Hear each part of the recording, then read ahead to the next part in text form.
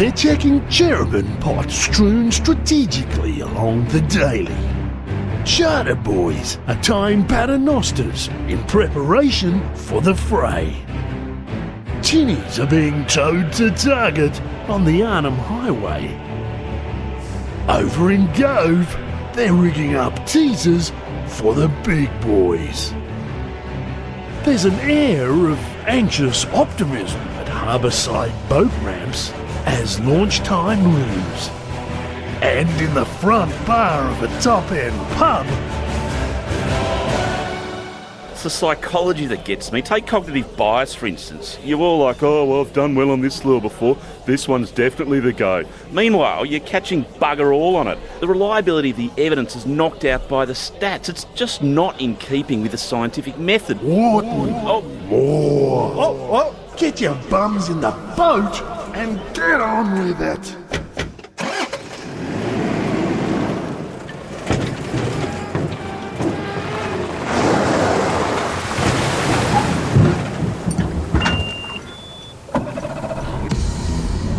G'day fishers and welcome to the Tinny for another week as we begin the slow march that feels like a little bit of a faster march towards the build-up and even the wet season with regular little storms, and there was lightning over yesterday evening and the evening before and thunderclouds in the sky. Maybe it's just a blip, but maybe it's also an indicator that the Bureau's prognostications were on target.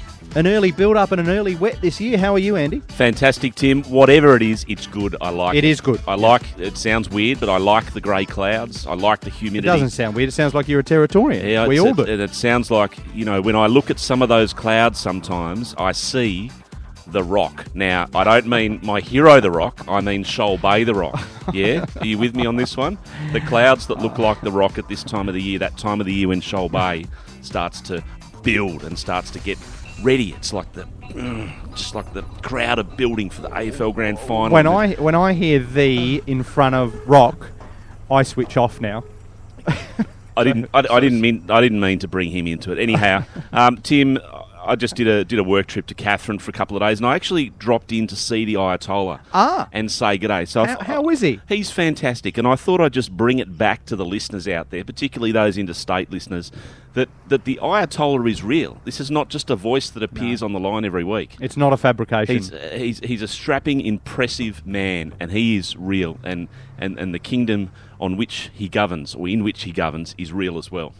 He's an imposing figure. You know, there were non-fishos in that shop that I think had just gone in to get a glimpse. To have a look. Just to look at the moustache. And the Ayatollah himself. Tim, you know how in some cold weather forecasts, particularly down south, which makes sense, not in the top end, they'll talk about actual temperature. So they'll say, it's 7 degrees outside, but it feels like 4 degrees. Oh, yeah, it feels like forecast. Because they have a wind chill and there's other things that they impose. Well, imagine that algorithm applicable to Barra, but in reverse. Have I lost you? So I'll explain it to you. Yeah. So when you catch a 50 centimetre Barra, and it feels like a 65. Feels bigger. Yeah. That's a really good... If it's good enough for the Bureau, why not extrapolate that data and apply it on the tinny? Well, guess what? That data has been extrapolated, and a little later on the show, we're going to take you to a place not far from Darwin where this has been happening quite regularly. Where Barra feel bigger than they are? Yes, where pound for pound, they're like pound plus for pound. Or is it pound for pound plus? I don't know. Whatever it is, it's a good thing, just like the grey clouds. We're also going to pay some attention to crabbing today, because it can be easy to neglect the crabs, Tim, sometimes on a show when it's all about Barra and pelagics. And we probably don't pay enough attention to the scurrying of the crustacean, Andrew. So we're going to do that today. We're going to check in with our very own Hiro Nakamura. That's exciting. That's always exciting. It's always exciting to talk to Hiro. And the Beard will speak to a bloke. Well, he's going to share some knowledge and passion about the world of homemade poppers. And Tim, I don't know whether you saw the Chief Minister's press conference yesterday, but just to honour the sort of amplified tone of the Chief Minister's conference It was too long yesterday. for me. I couldn't stay in there. Well, it was long, and he actually flagged that it was going to be long at the start when he was talking to the press. He said words to the effect of, strap yourself in, journos. Did he? It's going to be a long one. Really arcing things up. Yes. So let me just say this, Tim. Are you going to take inspiration and do the same? I am. To no. you and the fishos out there, tighten your gimbals, folks. Plug in the pie warmer, and let's get ready to set sail on this week's Tales from the Tinny. It's not very often I'd say it, but I think the Chief Minister did a better job. Oh, it's a bit harsh. Sorry, man. So we got our quota of jewfish and we're out of there. Jewfish, jamboree! I thought you said there was fish out here. Fish swim, that's their biggest problem. They're never in the same spot. Tales from the Tinny. So, Andy, you might have heard about this drama where, without any consultation or warning or any real notification even, other than just jamming a few signs on the banks, Defence unilaterally shut fishos out of the Angularri River on the Vic, a prime tributary of the Vic. It was a couple of months ago. Yeah, in the lead up to a fishing comp coming up with over 100 women on that very river system. Yeah, so the pressure was on to kind of find out what had happened and why and see if they could get a reversal. Not to mention how popular the river is anyway in the absence of any competition. If you don't fish the Vic much, Angularri is a prime tributary. And it was all a bit weird. From a threat which seemingly just appeared out of nowhere, this seemingly new threat of live firing and lasers and of unexploded ordnance, a threat which, if it's there now, has always been there, as the Angularri and the Vic borders the Bradshaw training range. Yes. And a threat that's now in the water itself, not just on land. Anyway, Brad was one of the fishos who was kicked out of there and told us about what went down for him and his family a few months ago. Yeah, we went down to the big horse competition and we did all right with me son and me brother. So I thought, we'd give it a couple of weekends and the tides look good again. So we thought I'd take the wife and the kids down. And we went back up into Angularri. Just drove in like normal, no dramas at all. As we were going up, we were following the tide up. So we were waiting for water to get over the rock bars as we were going. So it took us a long time to get up there. They had plenty of time to see it. There was two guys actually on the bank at Angularri halfway up. All in defence gear, and they were pumping water out the river, and they waved to us as we went past. Nothing was said. We just kept poking on up, and then we got up to the rock bar. We probably would have been in there hour and a half, nearly 2 hours by the time we got up there. And then I was sitting against the bank waiting for enough water to get over that rock bar. And then I heard another boat coming and just assumed it was another fisherman. But, it was some defence guys. I'm sure that they're all in camo gear and life jackets, camo boats. They started screaming more or less as soon as he got in yelling range. He started yelling, told us to stop exactly where we were, that we were trespassing on defence grounds, that we could be prosecuted. He wouldn't come near the boat, like he just sort of sat in the middle of the river and yelled at us. Said to Warren, one of my daughters was crying about it. He had her that upset.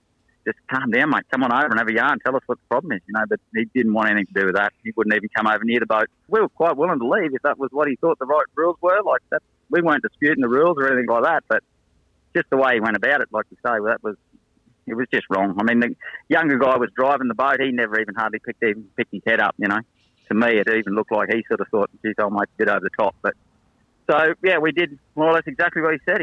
He went on about the signs. He said, well, you haven't read the signs. You aren't allowed up here. Everything's been closed. I tried to explain to him. I said, well, 2 weeks ago, mate, there was probably 30 boats in this river. I said, nobody got kicked out that weekend. Just kept going on about the Commonwealth land, that we're trespassing. We can be prosecuted. Took photos of me boat and us in the boat. And, so we just more or less left, mate. Brad, was it because you were against the bank or was he insistent that you weren't allowed to be on the water in the river? We weren't allowed inside the mouth of Angularri or anywhere up the river. And how long have you been fishing Angularri for? Oh, mate, we've probably fished it for the last 10 years. First you've heard of it?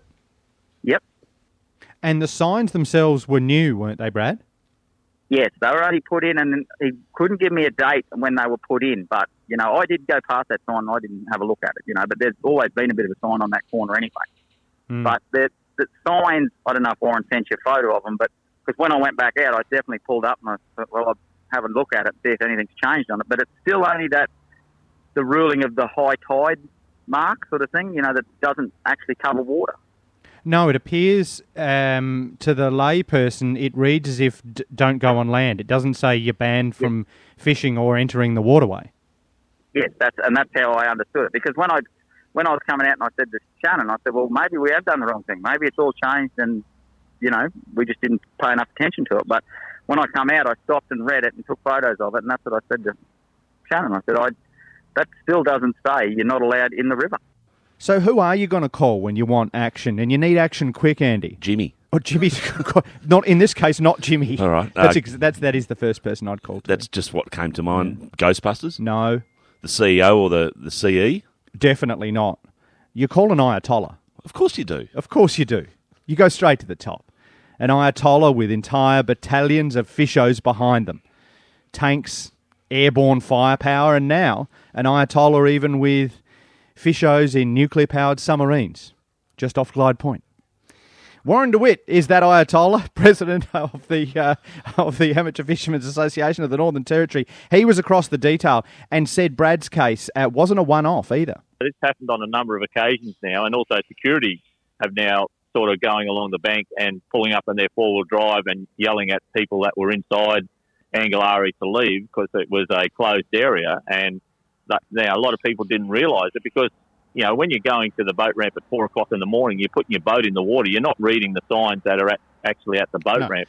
It just didn't make sense to me, and that's the reason why that I pursued it so hard and didn't let it drop, is that they were saying that there were unexploded ordnance in that area, yet these guys were driving around in their four-wheel drive and coming down the river in their boat and saying that you're not allowed to be in here because it's dangerous. And what I couldn't understand was, what's the difference of being inside Angularri or going down the Vic River in regards to a bullet flying over their head, if that was the case of what they were trying to explain to people was what was happening. So, and when originally Bradshaw was taken over by the Defence Department, obviously the government, the Commonwealth government at the time, made sure that there were safeguards put in place for the public, that they weren't going to get in danger from any kind of exercises that were being held. Yeah, what changed in the last 20 or 30 years or whatever since Bradshaw's been there that all of a sudden there was the discovery of an imminent threat that hadn't already been discovered, and that it was an emergency to put signs up and scream at people to get off the water?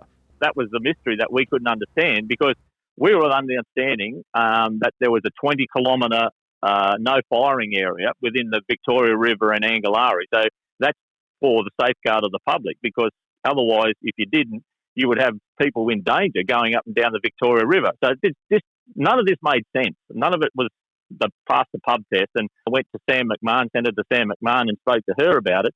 And so that she was able to then go to the Defence Minister and to speak to him and get some kind of clarity on what was really, the rules and regulations, or reverse the rule that they put in place where you weren't allowed to go in there, which was a great outcome for all of us.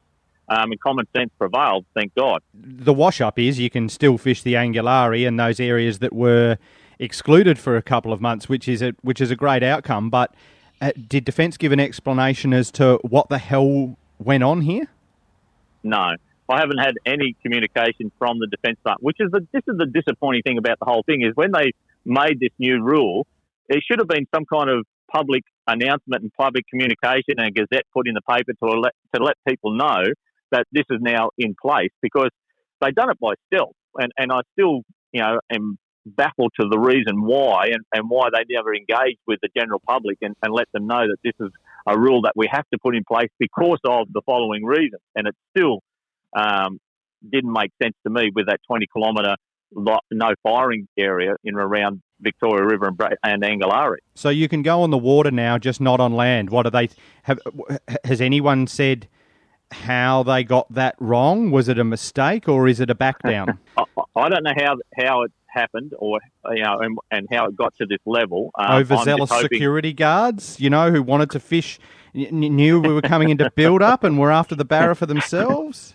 I don't know. Who knows? Tim. I mean, I don't know until we, hopefully we'll get some more communications opening up with the Defence Department. We'd like to talk to them about getting a protocol put in place in regards to that area so that we're all working together to make sure that we understand what needs to be done. And certainly recreational anglers need to understand that you cannot enter onto the land on Bradshaw Defence Training Area. And it always has been that. We always knew that we couldn't go on the land, but we could still access the water and go up there fishing. And then when they closed it off altogether, it just didn't add up. The whole scenario and the whole story that we were getting sort of told or tried to get off those signs just didn't make sense. Well, it's pretty good work on your part and others there in Afant. Warren, did you ever see the movie Tim, Enemy of the State? Wesley Snipes? Yep. A little bit of a sidebar, but as always, I'll bring it back via Catherine, via Gove to Darwin. There's a quote in that movie that says, how do you give a medal to a man who doesn't exist for a job that never happened? And it's about the guy that sorted the thing out before it became the issue. That's what you've done, Warren. Yeah. So no medals for you, but well done. On the fishing front, what's going on? What are you hearing? Yeah, no, it's cranking up big time, actually, with this warmer weather coming around. And talking to guys who have been out on the Vic, some of the boys from the RAF base were out there on the weekend and went up Angularri and got into trouble. But they did say they caught a few fish, actually. They got a 98 and a couple in the 80s in the Victoria River itself. So the fishing's improving out there, and it's always been fairly good, actually. If you pick the right tides and go out there on those clearer days on those neat tides, it's working really well. And so is the Roper. The Roper's starting to pick up now. Obviously, the water temperature's lifting in all those river systems now, so the fishing is starting to improve markedly from what it was a couple of weeks ago. And all the billabongs up in Kakadu now are starting to fire up as well. So I'm getting good reports of people that are fishing up there and even off the bank or even in a dinghy are catching quite good-sized barra, especially early morning and late afternoon, and using predominantly shallow-running lures, fishing around the weed bed, and also using surface lures just on dusk, early in the morning or late in the evening. Yeah, and hearing of lots of them across all the bongs. We'll hopefully have a wrap of a whole swag of them next week on the Tinny. And still on some Afant news too, a couple of updates with people have been asking us about the Daly River, the tender for the Daly River boat ramp, and updates on Corroboree boat ramp. We'll bring those to you with the CEO of Afant, David Chiarovolo, a little later in the Tinny. Thanks for your time, Warren. Catch you next week. Okay, thanks, boys. Tales from the Tinny.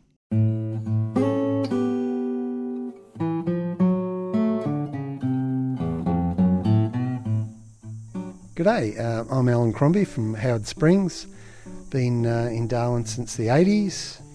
Started making fishing lures mainly out of necessity. There's a couple of things I didn't like about some of the lures that I wanted to change to be able to do what I wanted to do. And just the fun of it. It's just a hobby that I enjoy doing. I can go out in the shed, grab a piece of wood, turn it into something and go and catch a fish. It's very satisfying. Just in your shed here in Howard Springs, surrounded by the bush, which is today evidently full of very loud cicadas. But on your bench, you've got a bunch of your lures from over the years, some of them from many, many years ago that are evidently copies of old Nils Masters.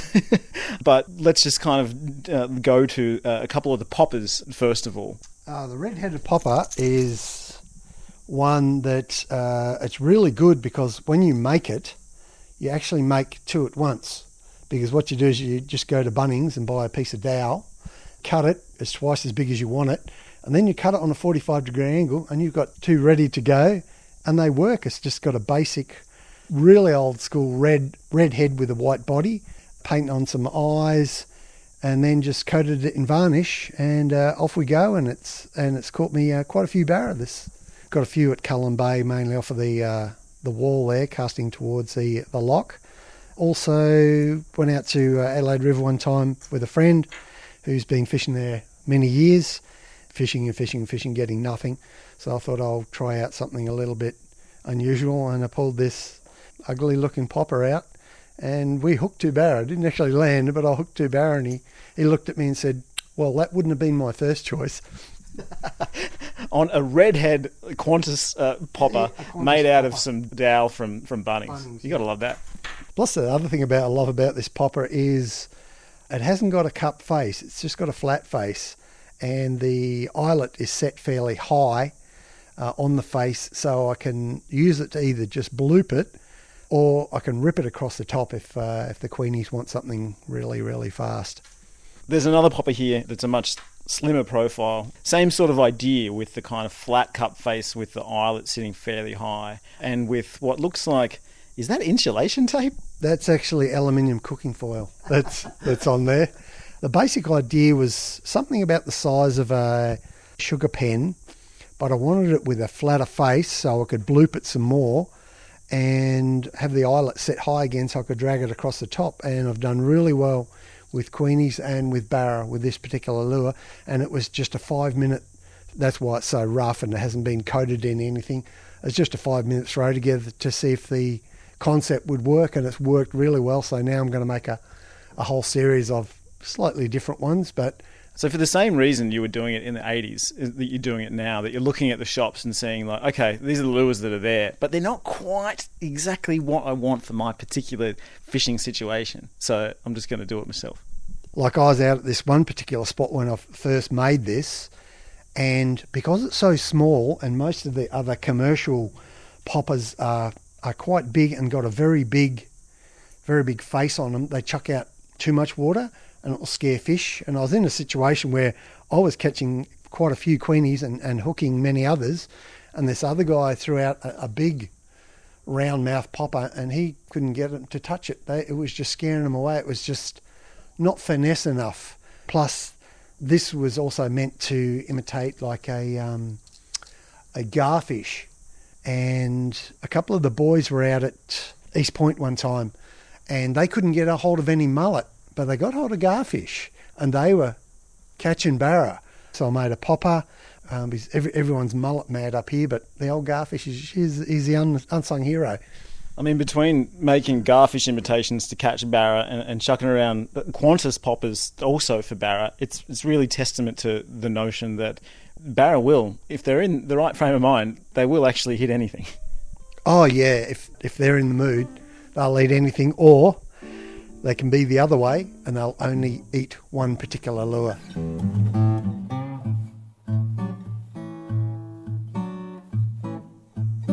So you go to the hardware to get broomsticks for your poppers and even your smaller dowels for your smaller pencil poppers. What I'm seeing on the bench here, though, too, is a bunch of old drumsticks. Don't tell me you're going to turn those into pencil poppers.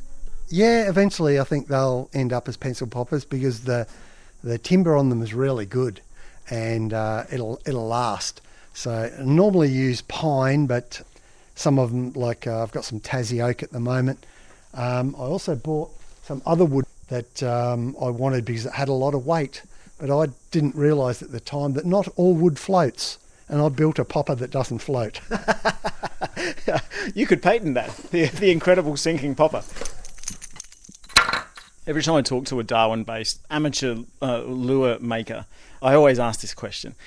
How satisfying is it to be catching your own fish on lures of your own making? Oh, it's definitely way better. A lot of it's got to do with you get this idea in your head and you think, oh yeah, that'd work, whether it will or not's a different thing. But when it does work, it's absolutely brilliant because you think, well, you know, I just went into my shed, whipped this up, threw it out in the water and caught fish straight away. And I'm thinking, I didn't have to pay $30 each for this thing. If I lose it, I'm not particularly worried. But making it how I want it to perform is really, really important and very satisfying when it all comes together. Yeah, because instead of just getting your wallet out, you've actually used your brain. Yeah, and I see a particular bait fish in Darwin Harbour and I want to copy it. I pretty much have to make it because a lot of the lure companies are building for the world. They're not building for Darwin. And that's another thing where necessity comes into, you customise it to do exactly what you want.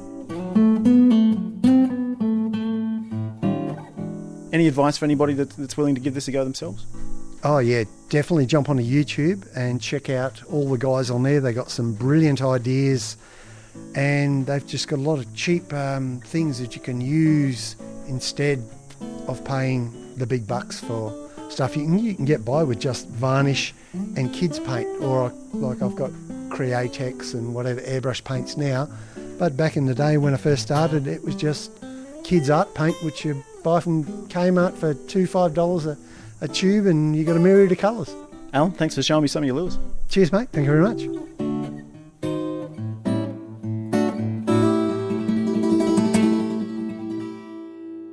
Tales from the Tinny.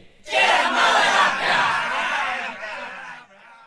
We all have different barometers, Tim, for the build-up. I think for some it might be how curly the mop on the top of the head goes. Yes. For others it might be how many pairs of jocks you go through in a day, or even an hour on the boat. Or perhaps it's the percentage of speech that just becomes pure gibberish when Yeah. the heat starts to take effect. Raving, aggressive, unjustified abuse. Incomprehensible even. Just spurting out of your mouth. Mm. That's how you know it's build-up. By the way, I wouldn't want to be you if you're changing jocks at an hourly rate. Pretty conscientious, isn't it? That's a word. But there is another equally valid indicator, Tim, and that is how well Shoal Bay starts to fish. Yeah, a man who's had more sweaty sessions on Barra and Shoal than you've had hot dinners. Or undies. Is Bob Morris. Bob, we always check in with you roughly around this time, eager like kids on a Chrissy morning for a glimmer of hope. So please, Bob, please tell us Shoal Bay build-up Barra time is on. Tell us it's go time. I don't think it's quite go time yet. There's a few fish around, but the big sort of 70, 80, 90 centimetre fish haven't turned up in the bay yet. You know, we won't be far away now. I mean, before the end of the month, we should see some action. Just need a bit more humidity and let these southeasterlies to stop blowing. It should improve things a bit. Well, Bob, we'll check in a bit more detail about Shoal Bay in a second, but you're actually on the water now, aren't you? Yeah, we've just launched the Dinah Beach and we're heading over to Woods Inlet for the day. To Woods Inlet? Yeah, Woods Inlet. No water in Shoal Bay today, so we'll go over to Woods Inlet and have a play. As in the actual Woods Inlet, the real thing. The real Woods Inlet in Darwin Harbour, yeah. This is a first. This is a first. It might be pretty busy over there. So what's the plan of attack for Woods Inlet, Bob? Throw some lures around, put some baits in, just see what comes along. We only got 4.6 going, so we only got half a metre of movement up to lunchtime, so not much movement. You need 4 metres to get around Shoal Bay, and if you only got 4.6 highs, you can be hard work over there today. Yeah. It has been, across the board though, it has been a good year for you, Bob. Can you talk us through some of those changes you've seen in the fishing out of Shoal Bay over the year so far? Well, the biggest plus for the year is the water temperature never got below 27 all year, so that's kept a few fish on the bite. We've had a few barra around, and the barra have been in really, really good condition. You know, there's been a lot more bait than normal for the dry season, so I think that explains why the barra are in such good nick. But there's also been some beautiful threadfin salmon about on the neat sides, which has been good. When you're catching some of these 50s and 60s, are they really feeling like 50s and 60s, or are they feeling like more? You pull them in, you think you got a 70 centimetre fish, and you measure it in a 62 or 63 because they're just so big and fat and healthy. You know, they're amazing condition at the moment. Which figure do you take? Do you take the real or the actual, or the actual or the fake? Or how it felt? How it felt feels like. Never let the truth get away in a good story. You know that in fishing. Yeah, absolutely, absolutely. Why is it? Do you think that they're in such good condition? I think it's the amount of bait in the bay for the year. Like I've never seen this much bait in Shoal Bay right through the dry season. I've had no trouble getting bait all year, and it's been good quality bait. You know, nice sort of 8-inch mullets all the time. So I think that's the reason they're feeding on good mullet. Lee Point has been fishing really well this year, and someone suggested to me it is a lot of that bait that pushes out of Shoal Bay.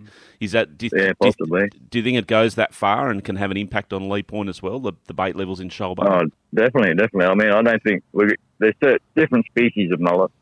I think what we call the river mullet, which is your normal standard mullet, I don't think they go too far. But then we get what they call the sea mullet, which are those thinner type ones. I think they go a long way out, and that they are in massive schools, you know. Bob, they're called deep sea racing mullet, mate.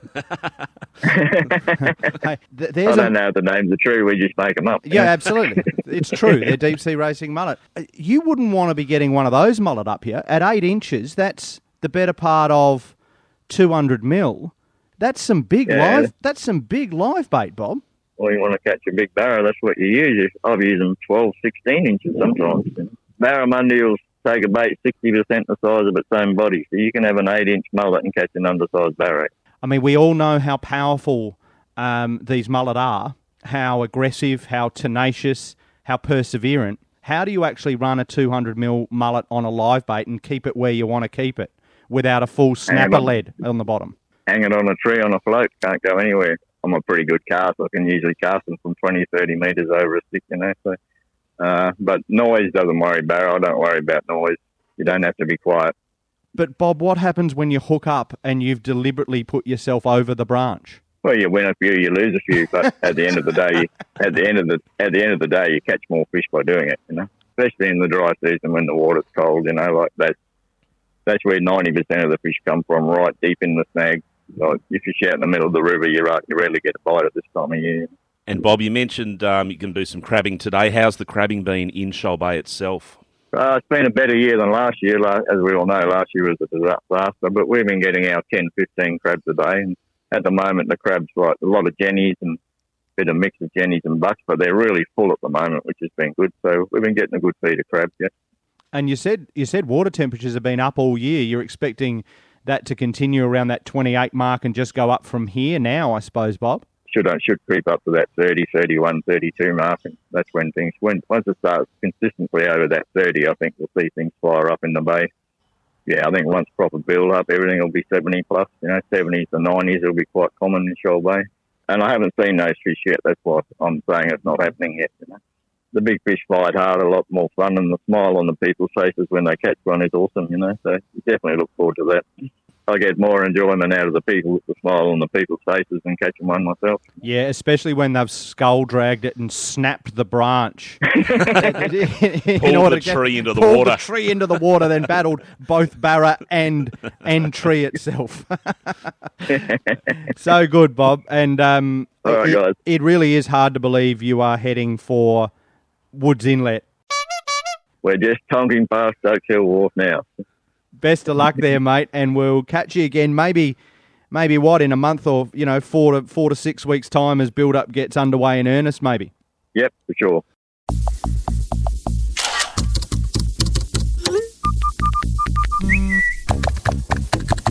Love, Tag. link, like, Comment. post, Add. Follow. shoot it, share it, Upload. shout it. Give us a hoy.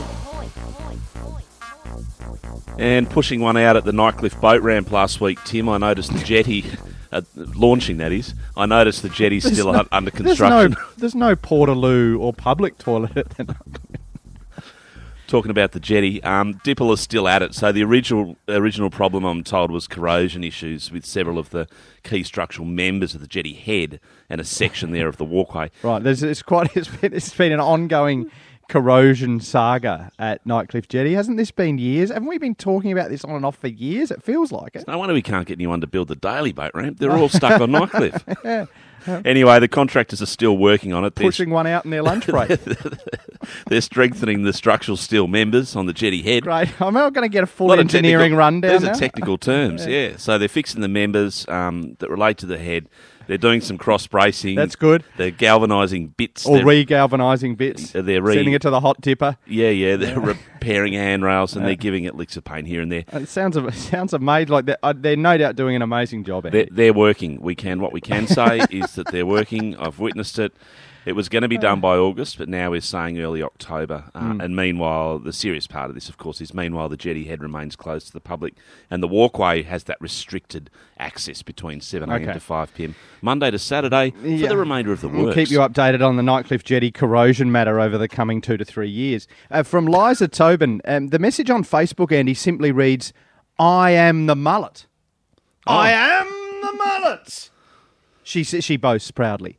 The Latin name for mullet, or the Latin for mullet, is Liza Argentina. Look it up. And then in brackets it says, thanks, Mum, from Liza. So I've done the due diligence, Andy, the Latin translators online. Yes. Which were inconclusive.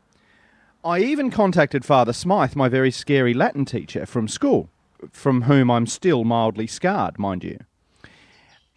He just told me how disappointed he was at where my Jesuit schooling had got me. And in fact, remarked that in my case, the Jesuits were given a child for the first 7 years, but had sadly made him not into a man, but a mockery. What? One of the key tenets attributed to the Jesuits, Andy. I think it was St. Ignatius of Loyola, specifically. or it's disputed. Maybe Aristotle said it, that if you giveth us the boy for the first 7 years, I shall giveth you back the man. And your teacher said you weren't a good example of that. That's correct. Because you couldn't determine if Liza Argentia actually meant I am the mullet in Latin. That's correct. Therefore, you'd become a mockery and not a man. That's correct. So, hang on a sec. Let me get this clear in my non-Jesuit head. He's calling the tinny, and by extension our church, a mockery? That's correct. What did that saint or Aristotle know anyway, mate? They wore sheets for dresses, for goodness sake. That's correct. But careful, Andy. So do you, remember? Oh. You ravenous Samoan chief, you. Oh, yes. Anyway, I quickly regretted the decision. I even tried Liza's mum. No good either. So here endeth the sermon on that. There is no conclusive evidence. Despite the time we've just wasted and the theological discourse, there is no theological nor empirical evidence to suggest that Liza Argentina means I am the mullet. You're not a mockery, and therefore, nor is the church. Thank you for clarifying. Amen. And finally, Tim, some correspondence in on Facebook that says, what the hell did I just listen to? What was that? Tales from the Tinny. That's what it was? No, I don't think so, because it goes on to say Dragnet meets Naked Gun meets Casablanca. I'm confused, this person says. I'm confused, I'm concerned, but I'm highly amused. That's a great description. Coro ends with, well done on the gripping 3-part Lure Detective series bid. That's it. It's well done, bid. You can hear the whole lot all together now. You can. It's in a package. It's in a box set, I which played is free. I played it to the box set to the family on a drive the other day. Yes. They found it confusing, concerning, but highly amusing. Gripping was actually the word my daughter used. Well, that was gripping. Albeit she was quite concerned for the welfare of the cyclists, strangely. You can find it at abc.net.au/tinny, and you can send us ahoy too at ABC Tales and the Tinny on Facebook.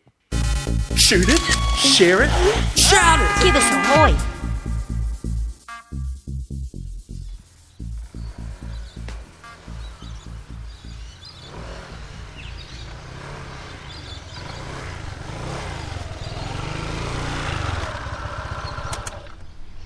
Hello, my name is Hiro. I love land-based barramundi fishing near town in Darwin. How many barra are you up to, by the way? I think about 1,200 something. Very slow these days. We're just down here at Mindle Beach, one of the spots that you often fish during the dry season. How has your dry season been for barra fishing? To compare with before 2012, big difference. Before 2012, I caught 10 barramundi a day. But these days, maybe 1 or 2 barramundi a week. Before 2012, every 1 hour, I could see huge school of mullet, but never these days. And also, big amount of rock oyster disappeared these days. Until last year, beginning of incoming time of nip tide are very good for land-based barramundi fishing, but these days not like that. Nip tide are outgoing better than incoming these days. I don't know why. You fish the spring tides as well? Too big tide not so good for land-based. Little bit big tide should be best. Maybe 1.5 meter at the lowest to lower than 7 meter. Maybe 6.8 meter at the highest tide, something like that. But night time in spring tide, East Point channel and some creek around here good. Night time always better than daytime. Big one coming. But so many mosquitoes. So I'm 61 today. Today my birthday. Today? Yeah. What? Oh, happy birthday. Thank you. But hate mosquitoes, so I don't want to go to night fishing. I used to use top water lure for my land-based barramundi fishing near town, but these days never. These days I only use small, thin, hard body lure. It looks like a prawn, just subsurface, 9-cent thin hard body lure can move exactly as prawn. And is that with you just slow retrieving, or are you initiating little twitches? Twitches, always twitches. Yeah. You're fishing in very shallow water for the most part. And I know you also use soft plastic lures. When do you decide to go for the soft plastics versus the hard bodies? Because every fishing time I prepare hard body lure and soft plastic, and maybe every cast check the result. If no fish bite, I change lure. But soft plastic shad for very shallow water barramundi fishing, most effective. Also very strong tail action, because the shallow water barramundi can see artificial lure, but strong wobbling sound or vibration they can feel. Very hard for barramundi to decide this thing is artificial or natural, but suddenly very strong wobbling sound or vibration happen. They maybe no choice, they start chasing. And does colour come into it for you? In dry season, water is very clear. At that time, green color much better than other color. But wet season, maybe white, green, gold, silver, good. So Hiro, it's starting to get hotter and steamier, and there's a storm coming to hit us right now. How long do you fish the likes of Mindle Beach and East Point for into the build-up? In December, I have fishing opportunity maybe only 3 or 4 times. Other days are too wavy here. And also, I'm afraid of lightning in the wet season. By land-based people, lightning is so scary. And finally, Hiro, you've done it once before. I'm sure you want to do it again. Only a couple of weeks out from the $1 Million Fish competition. You're going to be chasing that red tag again? Yeah, I hope so. Last time, I caught red tagworm, and I sent everything to my daughter. For her education, right? Yeah. After all, my daughter went to Academy of Doctor course, so government pay everything for 6 years, 700,000 Aussie dollars for 6 years. I didn't need send my $1 million fish money to my daughter. So did you ask for a refund? Never. Very strong daughter. Hiro, it's been lovely to catch up again. Thanks for taking the time. Yes, thank you so much.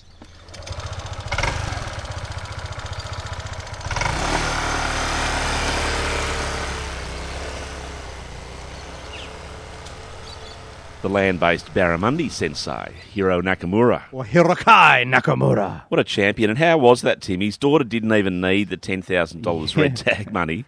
She switched courses, pocketed the cash. Hiro actually told Beard that if he were to do it again, he would have bought a new Stella instead. So let that be a lesson to those with a generous heart like Hiro. Yeah, buy something for yourself. Don't give it to family. They actually also talked to him about some of the way that Hiro cooks his barra. You see a fair bit of his cooking on posted on Facebook, and I didn't realise, but that's because he actually used to be a chef. Beard and I have made a strategic decision, Andy, to hold that bit where he talks about all his recipes and how to cook them. Yes. Because you're not around next week. And we thought that would be a good way to avoid listening to you banging on about how wonderful his recipes are and giving us your own. Because you get quite giddy in the presence of Hirokai's recipes. I do. He's a hero. So I'll listen to that when I'm out back on the road. The other advantage, and I'll salivate all over my own steering wheel. Yeah, do that instead of over the microphone. Instead of over the microphone. I didn't want to put it was a little bit unhygienic when you hear Hero talk about it. I got to get the disinfectant out on the mic. Yes. You're away for a few weeks, aren't you? A couple of weeks, yeah. So that'll be something nice to tune into on the podcast. Fantastic. Okay, you can download it via the ABC Listen app. Did you know that? I know. Yeah, and the Apple Podcast apps if you've got an iPhone. I work here. Yeah, and it's free to download, man. You just search, right? Yeah. Hit subscribe. Really? And then you can actually download it so if you're out of range on your drive, you can still listen to it.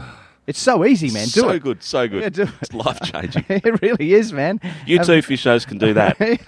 Just They like can. Tim explained.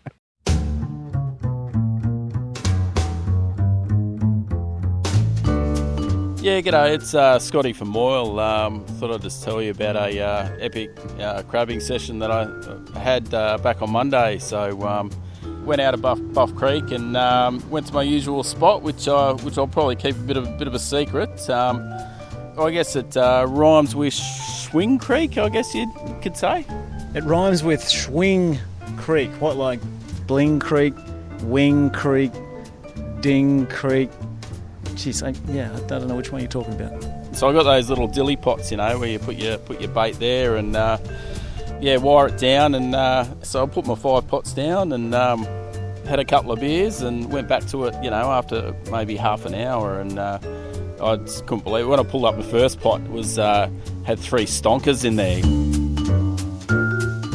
Because it usually takes me a few goes, a few runs on your pots, to get a good feed where I go. Using what bait? Blue salmon. So I just had a few scraps left over from some old trips. So could have been because they were sitting next to the kids' chicken nuggets in the freezer. I don't know.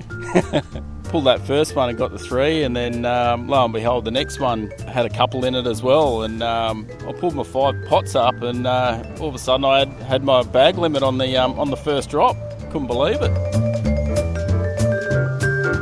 Picked my best 6 because I just take what I need, for the family, and they were just all stonkers. But it was happy days, I was thinking, oh shit, I've managed to get a leave pass from the missus in the morning. I'm like, well, what have I got to do for the next couple of hours? So I just did a bit of a recon mission, just checking out some barra spots and stuff like that. Went back to the ramp and happy days. And all pretty full, these crabs?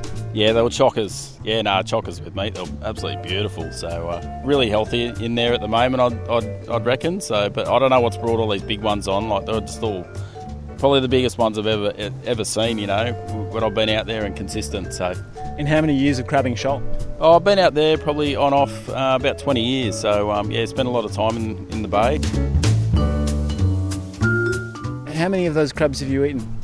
They're all gone. Because you would be aware of the result that an excess consumption of crabs can have on the gut and, well, on the bowel and so forth. Whatever your guts can take, I suppose. Happy days. Yeah. Now, for the long-term listeners of Tales from the Tinny and for all those potty mullets, I reckon there might have been a cheeky little inside reference there from Beard. When Scotty they were discussing the impacts on bodily functions of over excessive crab consumption. Yes. And Beard just went, and so forth. He did. Have another listen back. Mm. Now, we've long maintained and always maintained it's best that you listen to the Tinny in chronological order. If you're not across that reference, so forth, head back to episode number 641, and it will all become clear. And it'll be it will be enlightening if nothing else. Episode podcast number 641 will bring you some clarity. So it rhymes with Swing Creek. Yes, this was fascinating too. Yeah, that really got me thinking. Maybe Swing Creek is actually a better name for it. It sounds pretty exciting. It does. Doesn't it? So we've got Bing, Cling, Sing. Ding, Fling. No. I don't know. What could it be? What about Zing Creek? No. Pretty sure. Yeah. That must be it. It must be it. Must be Zing. Zing. Zing. Zing Creek. Zing Creek. Mm. Red, fast and free. Presenting the Tales from the Tinny Fish Measuring Sticker. Some say it was calibrated by NASA to within 1,000th of a micron. Some say it's been printed over 1 billion times. Some say that these stats might be slightly exaggerated. Much like your fishing yards without a Tales from the Tinny Fish Measuring Sticker. Email fishing@abc.net.au or message the Tinny on Facebook to get yours. And from the bowels of the lockdown in New South Wales, from Dave. G'day, boys. Love your work. Listening to all the back episodes of the show from lockdown here in New South Wales gives a little ray of sunshine to another week of work and a weekend lockdown. Listen to an episode the other day, Dave says, where a bloke talked about his mate sabotaging his shot at a meatery. And that reminded me of a trip I did with my brother Mick to New Zealand, where in hindsight, I suspect he may have attempted to sabotage my 20-pound snapper. It's interesting, isn't it, that in the heat of the moment, in the excitement of the moment, you don't I guess, think of it. Yeah, you just go, well, I lost him, and then you look back and go, hang on, what was old mate doing at that time? Was that strategic? Who else do I blame? Who else can I blame? What else can I blame for my own ineptitude? And now that I've got time in lockdown, I can actually ponder this. I can I've got time ponder, to ponder it. Who else is responsible for me dropping that fish? So I'll go and I'll look in my archives, and that's what Dave did. Did he? And He guess reviewed what he the video- found? reviewed the video evidence? He did. You can't see it because it's radio, but I'm making a square with my fingers in the sky, just like the umpires at the footy when they want to review something. He reviewed the video evidence? He's gone to review the video evidence. And the long and the short of it is, the man on the gaff takes ages. And yes, it does look like he deliberately stuffed up this gaffing. It is highly suspicious. And so based on that, which is very solid evidence, Dave, it's more effort than most people go to get a sticker. We just trust that what you saw was suspicious, okay? Based on that. We'll go with you, man. If you guys have any of those amazing fish catching stickers left, I would love one for the new boat. Well, that is a guarantee. So he's basically said, I think my man sabotaged me, so can I have a sticker? Because the stickers has a mitigating power as well and a healing power. It does. Between friendships and to heal relationships. Absolutely. Oh, do you remember that old age pensioner, Steve, I think it was? He got a sticker for a mate who always took him out fishing on his boat. I do. He got his sticker from Nev, surprisingly quick, actually. And as a thank you, he's just provided an unsolicited bit of advice for fishers this week via an email to fishing@abc.net.au. A bit of advice for people fishing Kakadu billabongs as a thanks for the sticker. Most people spend their time casting plastics into the weeds. This is great if you're only interested in catching rats. If you want decent-sized fish, you're much better off trolling hard bodies up the middle of the bong. A lot of you probably know this, but for those who didn't, troll up the guts. I'd much rather catch half a dozen fish in the 70s or 80s than 100 rats, says Steve, and if you are like-minded, then that advice will be appreciated, and thanks for sending it in too, Steve. You can get a sticker right on up you or just share a tip. Or have a crack at a mate who's sabotaged you via fishing@abc.net.au, which is the email address, or flick us a message at ABC Tales from the Tinny on Facebook. What just happened there? So what do you reckon has happened? Fed them up. They're certainly going to be fatter for the next person that comes along. Lessons learned? Don't know. Tales from the Tinny. We were talking last week, Andy, about some criticism levelled at the government about the Daly River boat ramp tender, which was a bit weird in that it was put out and then kind of cancelled, I think presumably because no one actually submitted for the tender to upgrade the Daly River boat ramp. Yeah, that's right. And then we had a chat, didn't we, about the possibility of you and I building it. That's right. That didn't really go anywhere. No, it didn't get up. So the good news is it's still up for grabs, folks. That's a little bit of the good news. Anyway, we've had a response back from Rec Fishing Minister Paul Kirby, and to chat about this issue and a couple of the others that you've been asking about is David Chirovalo, who's the CEO of AFAN. How are you, David? Oh, I'm good, fellas. How are you? Good, mate. Was it cancelled? Was it your understanding it was cancelled because no one tendered? Yeah, that's right. I think we were very excited when it finally came out for tender. It's been in the pipeline for a little while, and then the news came that unfortunately they didn't receive any tender responses, and so essentially it got passed in. So the update that we've received is that they're basically splitting the tender now. So they're saying they'll get to work on a tender for just the new bore at the site, but then we'll re-tender the major works, the car park, etc., and the ramp for after the Daly River comps next year. So we're not going to see any action before May 2022 by the looks. Yeah, it certainly looks that way, Tim. And one of the challenges, of course, is that a lot of the work can't be done during the wet season, and it's hard to get people to tool up for a short period of time when the wet season's going to come. But what we have heard is that the government is going to split that tender. I think you've mentioned two parts. I've heard it might actually be more than that to make it more suitable to the organisations that are likely to tender in that area, and also to take advantage of the time. You can put a bore down, pretty well any time, but obviously if you're doing earthworks and things like that, doing in the wet season is not going to work. And talking of splitting things, any more news on the Corroboree ramp, which itself appears to be split at the moment underwater? Well, it's also splitting a fair few holes. I know you've been pursuing that. Yes. Pursuing that one, David. It's not as complex a project as the Daly one. Oh, you'd still have wet season and water level problems on it, though, wouldn't you, David? Mm. Well, look, certainly this has been a thing for too long, and it's absolutely, agonising for people who are damaging their equipment, and it's just an absolute pain for us who have been bashing our head against the wall on this for quite some time. Last year, it presented a fantastic opportunity when the water was really low to do a comprehensive repair, and, we communicated that to the government to grab this opportunity with both hands. From our perspective, it looks like by the time they'd agreed to that, the wet season had arrived, the water was too high and the work couldn't be done. And so that's why, as the water level started to drop, and the further the water drops, the worse it is, because the more boats that are interacting with the damage that's on the ramp. And so we asked them to go out there and have a look to fix it before the comp season really kicked off, that sort of build-up comp season, which we're in the swing of now. And they said the water level was too high. The water level is dropping. We've contacted DIPL as recently as this week to advise them of that, and they've got somebody going out there to reassess this week. So, look, it's high time for repairs to occur there, but really a full repair of that ramp.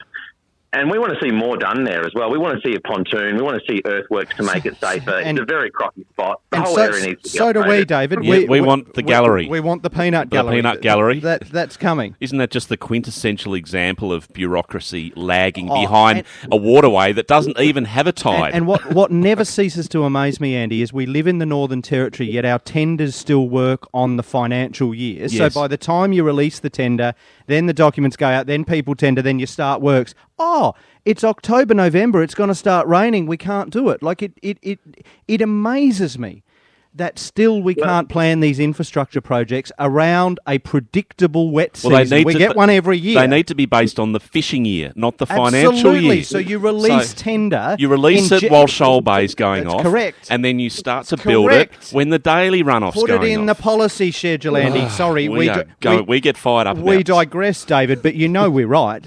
Well, we all know that the year starts with the runoff, so I'm not quite sure, why they're picking a point in the middle of the calendar. But look, obviously that is really important. And look, I have to say we've dealt with some really great project officers, and they've been receptive to it. But ultimately, it gets lost along the line somewhere there, and clearly the proof is in the pudding, or in the holes that are in the pudding right now, which is a real shame. And David, a lot of members out there asking what AFAN's position is on growing dryland cotton. Any sort of the fears there on the water table impact?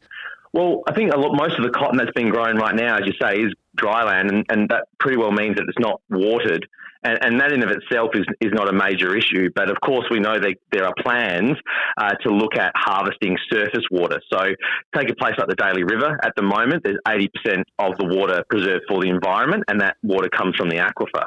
There isn't major surface water harvesting, and it's really important that is regulated. There's been some recent research funded by the FRDC that has shown that the biggest impact to barramundi stocks is the strength of the wet season and the extent of the floodplain. And that research also shows that there are likely to be, impacts if there is floodwater harvesting. So we're pleased that the government a few months ago invited us to be on a steering committee to advise them on their surface water harvesting policy. We've had a number of long meetings now, and so we're going through that process. What gets spat out at the end of that will be a matter for public comment. And that will be really, really important to make sure that we can all have our say and make sure that whatever is being done is ultra precautionary, because there is no wasted water. Every drop has a value. It's really talking about trying to turn that value into another value. And I think the case has to be made for that. Good on you, David. Keep up the good work, and thanks for chatting again to the Tinny. Thanks, fellas. Anytime. Well, that's it from us for another week, Fishos. Thanks for your company this afternoon. Thanks to Bob Morris, to Alan Crombie, to Scotty, David Chirovolo, and as always, Warren DeWitt. And the final thanks has got to go to the one and only Hiro Nakamura. Today, my birthday. Today? Yeah. What? Oh, happy birthday. Thank you. A happy birthday for this week, mate. More with Hiro next week too, Fishos. He's particularly looking at a whole host of fish recipes you might find worthy of salivation, which I'm sure Andy will be doing over the steering wheel as you head into the bush. You're away for a few weeks here? Yes. So I will. Yeah, I'll grab the app. I know what you're going to say. Fishing at abc.net.au is our email address, Andy. Okay, thank you. Yes. If you send us a message there, or at ABC Tales on the Tinny on Facebook, yes, we'll send you back the link to the app and just download it on your phone. It's free, you know. Wonderful. Okay, I'll be in a lot of time in the desert, so I'll see if I can make you a report from a creek with no water in it. Give you an update on the barra. That sounds exciting. It's so easy, man. You just press record and then press stop and press send, and it goes straight to Tinny HQ. Really? Yeah, man. You should do that. And until next week, Fishos, get a mullet from Schwing Creek right on up here, or maybe it's actually Sing Creek. Maybe it's Sing Creek. I've actually been thinking about this, Tim. What about King Creek? Yeah, good one. Don't be stupid, man. King Creek. The ideas you get in your head sometimes, man. No, it could no, be. Yeah. I reckon it is. Yeah, no, sure. It's King Creek. Hey, come on. There's no point leading Fishos up the garden path. Thanks for trying, though, mate. So until next week, get a mullet from Sing Creek right on up ya.